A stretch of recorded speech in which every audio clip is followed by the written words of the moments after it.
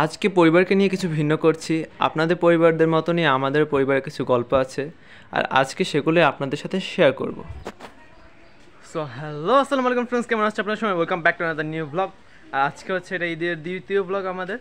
আমি আজকে মামি আমাদের দাওয়াত দিছে যে সবাই আসবে, আর আজকে মনারাও আসছে, সেজন্য ঘরের অবস্থা খুবই জমজমাট আজকে।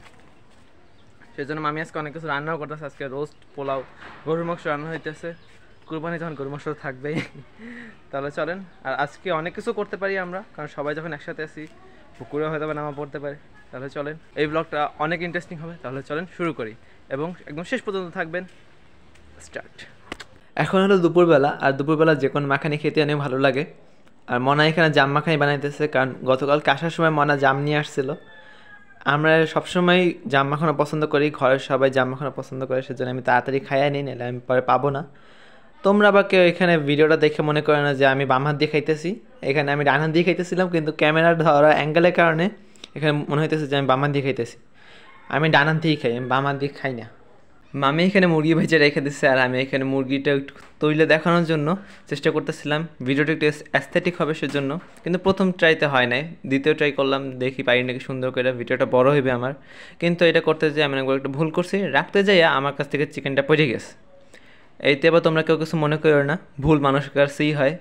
আমার মধ্যে এখানে অনেক বড় একটা পোপাট হয়ে গেছে। আমিও মানুষ, আমি কোনো এলিয়েন না। আজকে বাসায় রান্নাবান্না এতটাই চাপ যে ঘরে দুইটা চুলা, সে দুটো অনেক ব্যস্ত, এর জন্য মামিকে পিছনে মাটি চুলাটাও জ্বালাই দেওয়া লাগছে। এখন আমাদের বাসায় 3টা চুলা রান্না হইতেছে। এখন এখানে পেঁয়াজ কাটা হইতেছে, কারণ একটু আগে আমি আপনাদেরকে দেখাইছিলাম যে মামি চিকেন ভাইজা রেখে দিচ্ছে। এখন এই পেঁয়াজগুলো দিয়ে রোস্ট রান্না করা হবে। আর এখানে রোস্ট রান্না শুরু হয়ে গেছে, আমি একটুখানি হাত দিয়ে নাড়া দিয়ে দিতেছি ক্যামেরা ধরে। আমি আবার ভিডিও করার দিকে মনোযোগ দিলাম, কারণ আমি বুঝলাম যে এই রান্নাবান্নার কাজ আর হলো খুঁতি নাড়া আমার দিয়ে হবে না দুটোটা একসাথে। আমি হেল্প করার পর মামি আবার নিজেই রান্না করতেছিল রোস্টটা। মামা ঘরে অনেক লেবু থাকতো, আর অনেক লেবু নিয়ে আসছে, কারণ গরমের মধ্যে লেবু শরবত খাওয়ার জন্য।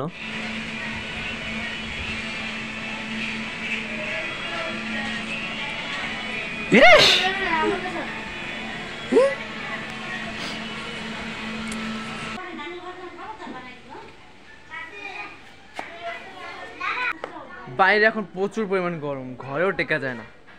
তাও রাত্রেবেলা তো তাও ভালো লাগে, কিন্তু সকালবেলা গরমে ঘরে বসা যায় না, যে পরিমাণ গরম। আমি যখন রোদে বাইরেছি, আমার গায়ে পরে রোদের আলো, আর মনে হচ্ছে যে গায়ের চামড়া সব পুড়ে যেতেছে। এ কোনো বোঝানোর মতোই না, মানে বোঝানো যাবে না এত পরিমাণ গরম।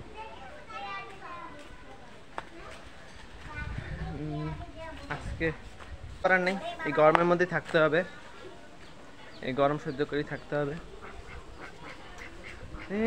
এই আচ্ছা, আম্বুল গাছে আম্বুল আছে, এইগুলো পারবো? ঠিক আছে, এই আম্বুলগুলো পারি এখন, তারপরে এসে ভিডিও করতেছি। এই আম্বুল পাড়ার একটা ভিডিও করি, চলো আসেন। মায়ের তিহিম করে রেখে নিয়ে আসি। এই গাছটা তো অনেকগুলো আম্বুল আছে, এগুলো পেরে ফেলি। টান দাও মায়ান, টান দাও, টান দাও। আমি পারতেছি, দাঁড়াও, টানো আরো জোরে, আরো জোরে।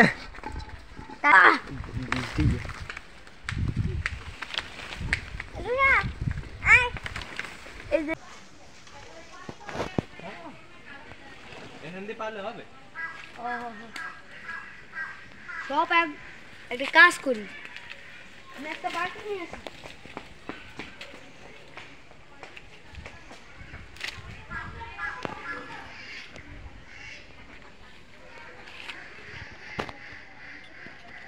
নেও।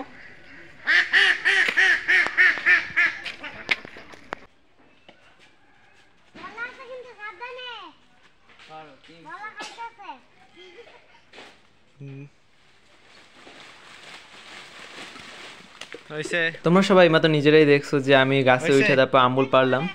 তিহিম, রুষা, শুভা, মায়ান মিলে আম্বুলগুলো টুকাইছে, যেগুলো নিচে পড়ছে। আর এগুলোই হলো আজকে আমাদের যত আম্বুল হয়েছে সেগুলা। দেখেন ম্যাজিক বল, আমরা অনেক সুন্দর করে ম্যাজিক বলগুলো বুঝিয়ে বানিয়েছি। একটা নেই, এটা বড়। এই দাঁড়াও, ও না, ঠিক আছে ঠিক আছে, এইটাই খাও, আমি এইটাই খাবো, তো আছে।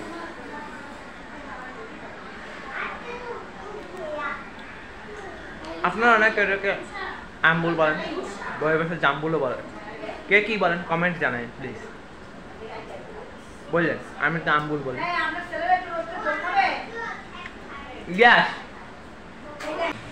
আম্বুল যখন পারছি তাহলে একটা আমার মিঠুকেও দিই এনে মিঠু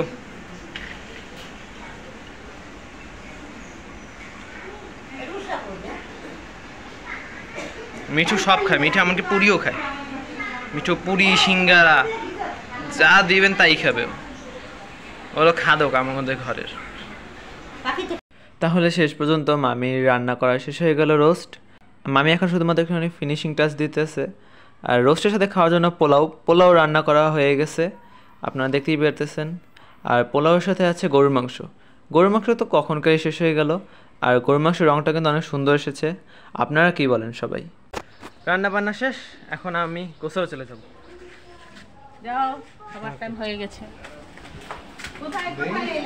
তোমরা সবাই দেখছো যে আমাদের এখানে লোকজন অনেক বেশি সেজন্য আমরা খাবার দাবার নিয়ে ডাইনিং টেবিলে ধরে নেয় সেজন্য আমরা নিচেই বসে পড়ছি আমি ভাবতে পারি নাই যে এরকম নিচে বসা লাগবে আর নিচে বসার কারণে অনেক মজাও হবে আজকে আর আমরা মাঝে মধ্যে এরকম যদি লোকজন বেশি হয়ে যায় আমরা নিচে বসে খাওয়া দাওয়া করি আর তোমরা এখানে খাবারের ভ্যারাইটি দেখেই বুঝতে পারতেছো কত রকমের খাবার আছে রোস্ট পোলাও শুটকি ডাল গরুর মাংস কত কি আর কত আছে অবশ্যই এগুলো না থাকলে মজা হয় তারপর আমরা সবাই মিলে বসে পড়লাম একসাথে খাওয়া দাওয়ার জন্য সবাই একসাথে থাকলে একসাথে খাওয়া দাওয়া করলে অনেক মজা হয় গল্প করতে করতে খাওয়া দাওয়া করা যায় আমরা সবসময় বাড়িতে একারাই থাকি আর যখন মনারা মামারা বাড়িতে আসে তখন সময় অনেক আনন্দেই কাটে এর জন্য সময়টা কোথা থেকে চলে যায় এর কোনো টেরই পাওয়া যায় না এত দ্রুত সময় কাটে সবাই এক জায়গায় হলে তাহলে আর কথা না বইলা খাওয়া দাওয়া শুরু করে দিই আমরা এই হচ্ছে আমার প্লেটে আছে রোস্ট এবং গরুর মাংস এই দুটো দেখে আমার লোভ সামলাতে পারতেছি না আমি আপনাদের কি অবস্থা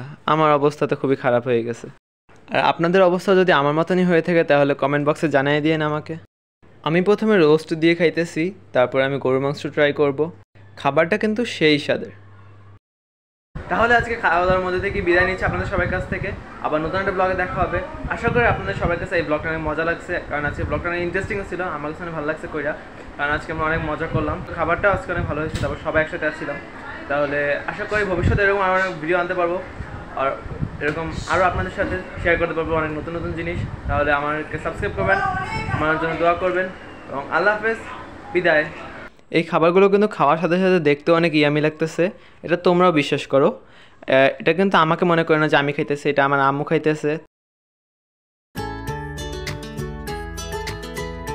তাহলে আজকে খাওয়া দাওয়ার মধ্যে থেকে বিদায় নিচ্ছি আপনাদের